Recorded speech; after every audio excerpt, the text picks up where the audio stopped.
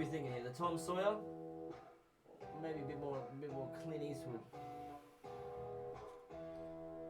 Feeling lucky, punk. I lose a bit of myself with every selfie. No sleep over wealth, it's not healthy. Finding a new religion on Yelp to come help me. Praying through the label itself, do not shelf me. In the middle with the beggars and rejects. Reading between texts, weed, liquor, and sex. She say she love me at dusk, but at dawn I pack up my things and I'm gone. Yeehaw, partners! You know what time it is. It's time for part 26 of Meet Your Strawman. As you can see, I just came from the rodeo. And just like the wankers in this book, I rode that bull for a lifetime. Yoo-hoo! Alright, let's get this off and get into the goodness.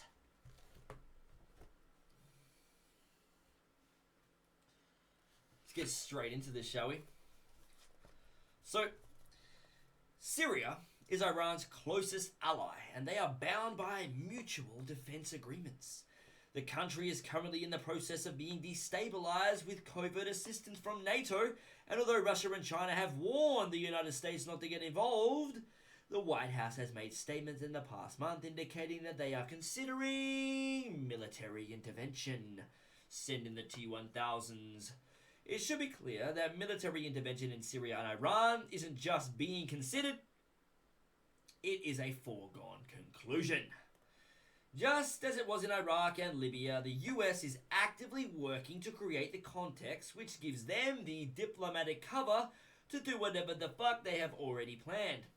The motive for these invasions and covert actions becomes clear when we look at them in their full context and connect the dots.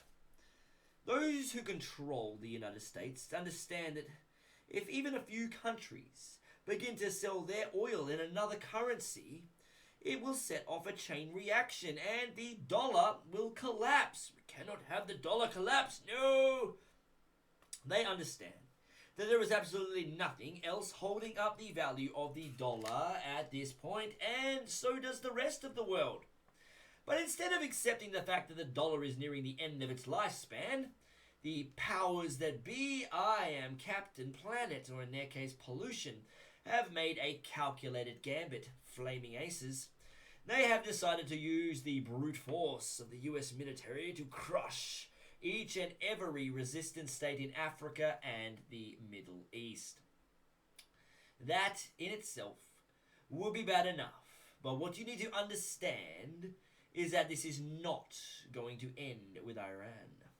China and Russia stated publicly and in no uncertain terms that they will not tolerate an attack on Iran or Syria. And what you need to understand is this is a big scripted reality giant movie and all of these countries are in cahoots. Iran is one of their key allies. Oh, really?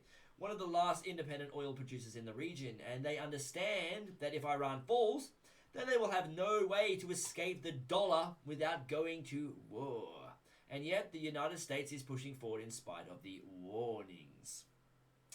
What we are witnessing here is a trajectory which leads straight to the unthinkable. It is a trajectory which was mapped out years ago in full awareness of the human consequences. But who was it that put us on this course? What kind of psychopath is willing to intentionally set off a global conflict which will lead to millions of deaths, just to protect the value of a fiat paper currency? Well, it obviously isn't the president.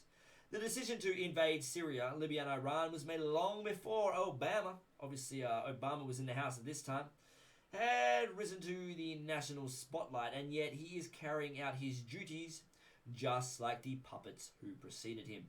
So, who is it that pulls the strings? Often the best answers to questions like this are found by asking another question. Who benefits? Obviously, those who have the power to print the dollar out of thin air have the most to lose if the dollar were to fall. And since 1913, that power has been held by... Come on, scholars, it's the Federal Reserve. The Federal Reserve is a private entity owned by a conglomerate of the most powerful wanks in the world, and the men who control these wanks are the ones who pull the strings while they circle jerk each other. To them, this is just a game. Your life and the lives of those you love are just pawns on their chessboard. And like a spoiled 4-year-old who tips over the board to the floor when he starts to lose, the powers that are, they're willing to start World War III to keep control of the global financial system. Won't happen. I'm telling you now, there won't be any World War III. It's all a load of shit. Remember that. When these wars accelerate and extend, remember that. When your son or your neighbor's son comes back in a flag-draped coffin and he's hitting you with the heartstrings here, remember that. When they point the finger as the new boogeyman, because the madmen who are running this show will take this as far as you allow them to take it. That is true. So how much time do we have left? It's a question which I hear constantly, but it is the wrong question. Asking how much time we have left is a passive posture. Yes, it is. It is the attitude of a prisoner who is waiting to be taken out to a ditch and shot in the back of the cranium. What are our chances? Can we change course? Also, the wrong question. The odds, it doesn't matter anymore. If you understand what we are facing, then you have a moral responsibility to do everything in your power to alter the course we are on, regardless of the odds. Obviously, this author hasn't understood the mental capacity of the brain that is ours, that we can actually manifest a totally different trajectory. We create and mold reality. It's deep. It is only when you stop basing your involvement on the chances of your success that success becomes possible. To strip the ill-begotten power from the financial elites and bring these criminal cartels to justice will require nothing less than a revolution. The government is not going to save us. The government is completely infiltrated and corrupt to the core. He's on fire. Looking to them for a solution at this point is utterly naive. Bam. There are 3 stages of revolution, and they are sequential. Stage 1 is already underway. I'm going to leave it there, and we will talk about stage 1, stage 2, stage 3, and where the hidden mushroom is that Mario can get a 1-up from. Alright. Hope you all enjoyed that. I will return tomorrow, and this is the journey toward freedom. And don't worry about nothing. There will be no World War III. I promise that.